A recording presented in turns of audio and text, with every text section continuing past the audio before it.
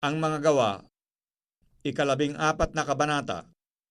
At nangyari sa Ikonyo na sila'y magkasamang nagsipasok sa sinagoga ng mga Hudyo at nangagsalita ng gayon na lamang na anupat nagsisampalataya ang lubhang marami sa mga Hudyo at sa mga Grego.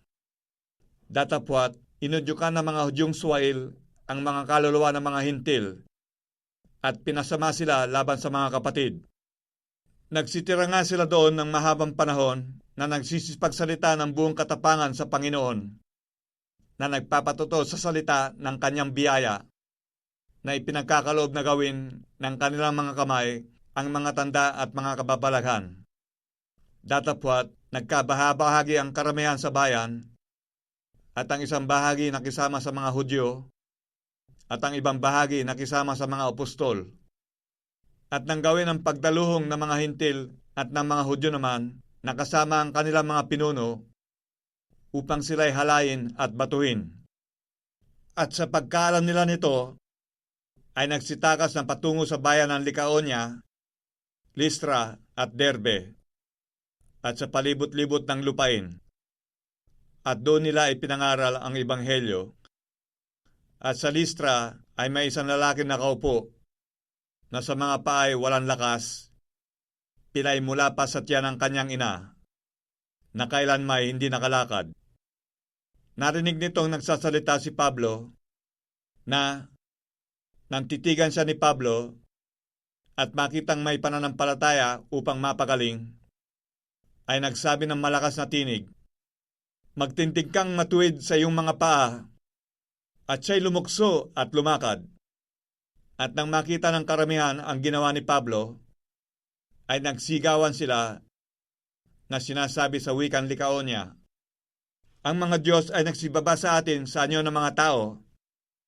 At tinawag nilang Jupiter si Bernabe at Mercurio si Pablo, sapagkat siya ang pangulong tagapagsalita.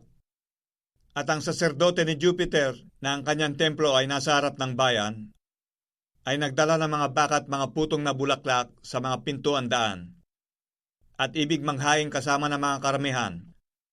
Datapwat, nang marinig ito ng mga apostol na si Bernabe at si Pablo, ay hinapak nila ang kanilang mga damit at nagsipanakbo sa gitna ng karamihan na nagsisigaw at nagsisipagsabi, "Mga Ginoo, bakit ninyo ginagawa ang mga bagay na ito?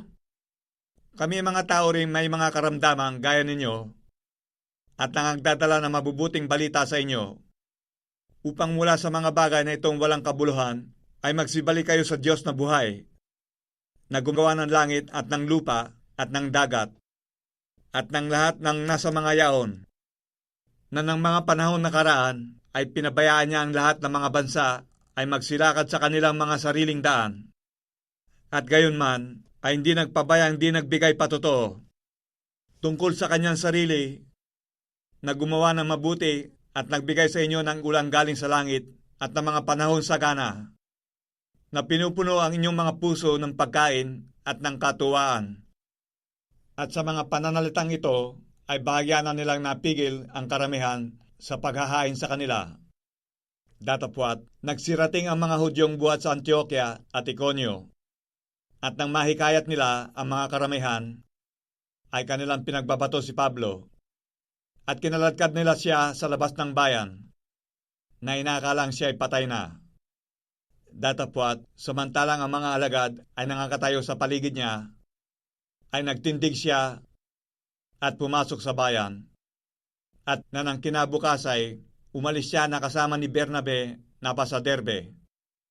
At nang maipangaral na nila ang Ebanghelyo sa bayang yaon, at makahikayat ng marami mga alagad, ay nagsibalik sila sa Listra at sa Iconio at sa Antioquia, na pinatitibay ang mga kaluluwa ng mga alagad at inaaralan sila na magsipanatili sa pananampalataya. At sa pamamagitan ng marami mga kapighatian ay kinakailangan magsipasok tayo sa kaharian ng Diyos.